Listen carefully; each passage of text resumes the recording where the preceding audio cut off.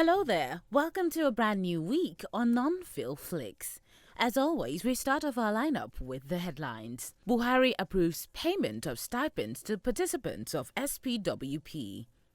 Reps to grill service chiefs, IGP on arms funds. LEKKI deep sea port to begin operation in 2023. EMEFIELE says digital economy will drive growth. Anti-open grazing bill ready for first reading. National Assembly moves to avert workers' strike. CBN plans another 300 billion naira credit facility for households and SMEs. NCDC records 112 new infections. SERAP sues LAWAN, GBAJABIAMILA over missing funds. ANAMBRA lawyers begin 3-day strike over insecurity. Rep's bill prescribes life imprisonment for rice smugglers. And KATSINA to reform ALMAJIRI education system.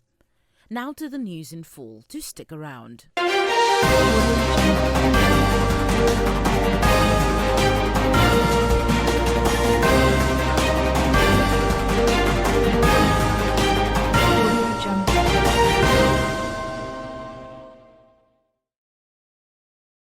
The Minister of State for Labour, Employment and Productivity, Festus Keyamo, SAN, says the President Muhammadu Buhari has approved the payment of stipends to the 774,000 participants of the ongoing Special Public Works Programme SPWP across the country, assuring participants that payments are already on the way. The program commenced on January 5, contrary to a resolution by the House of Representatives that asked the federal government to suspend it.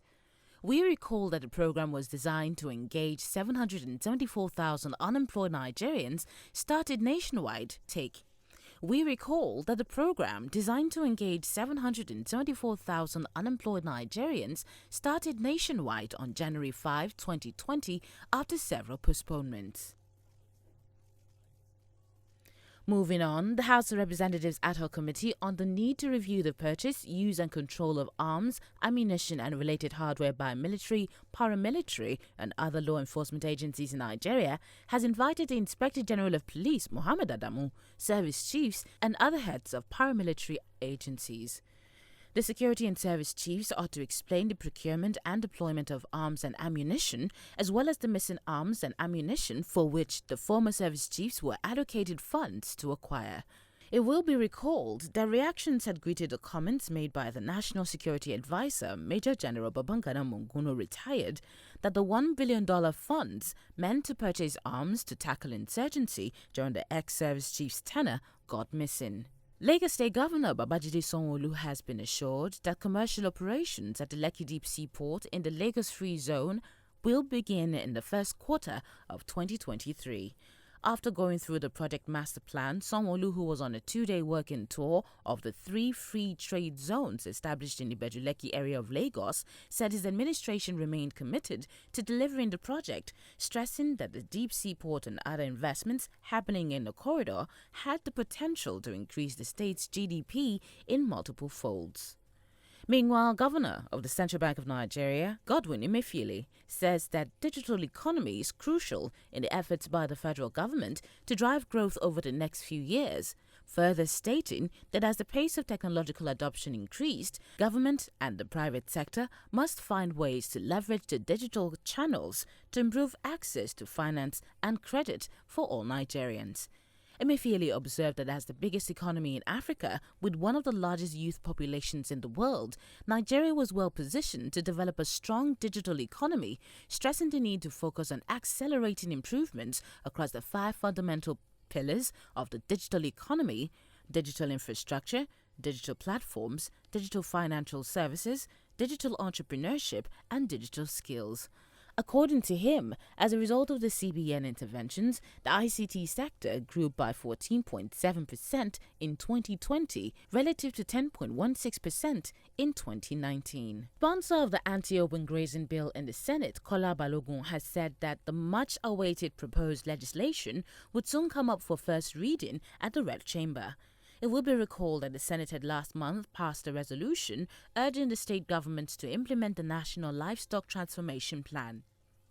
The Red Chamber described the project as a modern scheme designed to eliminate transhumans movement in order to prevent farmer-herd conflict and activates the highly productive livestock sector in Nigeria.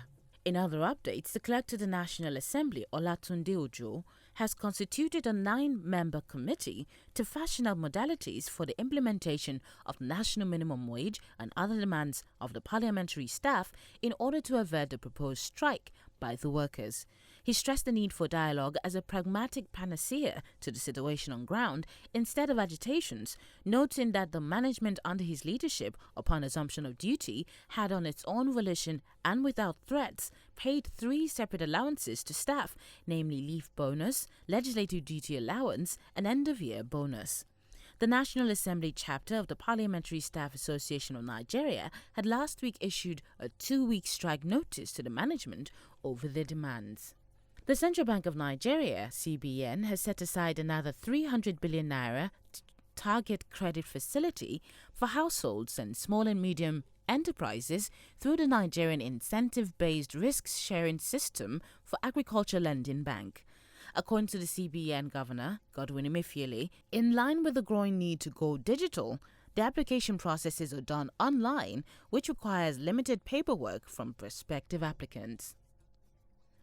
In COVID updates, the Nigeria Center for Disease Control, NCDC, has announced 112 new cases of COVID-19, bringing the total number of infections in the country to 161,651 as the country's daily new cases continues to follow a downward trajectory. From an all-time high of 2,314 on January 22, 2021, the country's daily new positive cases have come down to 112 as of March 20. According to the health agency, with the new addition, the country's COVID-19 recovery had increased by 194, noting that the country's number of recovery currently stood at 147,775.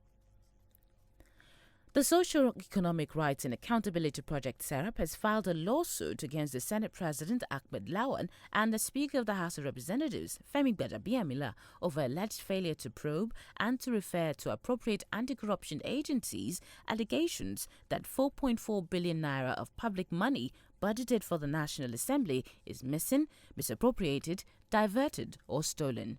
The suit follows the publication of annual audited reports for 2015, 2017 and 2018 in which the Auditor General of the Federation raised concerns about alleged diversion and misappropriation of public funds, sought the recovery of any missing funds, and asked that the evidence of recovery should be forwarded to his office. Lawyers in Anambra State have declared a 3-day strike over insecurity in the state. This comes barely 24 hours after a lawyer, Frank Onuachi, who was abducted by gunmen, was found dead. The state chapter of the Nigerian Bar Association, after reviewing the situation, ordered its members to boycott courts in the state in protest of the frightening security challenges for 3 days beginning from Monday. The state has recently come under attacks from hoodlums who recently killed no fewer than 6 policemen, 4 naval men, a prison warder and others. Several police stations have also been set ablaze.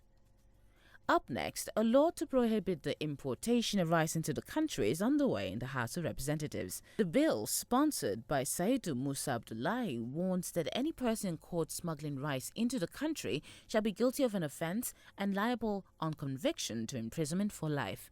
The bill also states that in addition to the aforementioned penalty, any vehicle, vessel, aircraft, or whatsoever used in connection with the importation, all the assets, movable or immovable, including motor vehicles of any persons convicted of the offence, shall be forfeited to the federal government. The bill further warns that any customs officer or other person who aids, counsels, procures or conspires with any other person to commit an offence under this section shall be liable on conviction to the same punishment as prescribed for the offence. And finally, the Katsina state government has identified 106,000 ALMAJIRI pupils across 5,558 Islamic schools in the 34 local government areas of the state in a bid to modernize the ALMAJIRI system of education and avert the menace of street begging in the state. According to the state chairman, Committee for Data Collection on ALMAJIRI Pupils, Schools and Reformation of the ALO System of Education, Hussaini Adamu Karaduwa, the committee has submitted its report to the state government and plans have been concluded to repatriate about 7,893 ALMAJIRI to their respective home states, adding that 2,058 out of the number are to be repatriated from Niger Republic. That ends our lineup for you today. Do turn on your notifications so you don't miss our next update right here on Non-Feel Flicks. A million thanks to you for joining us. I'm Valerie Aligbe.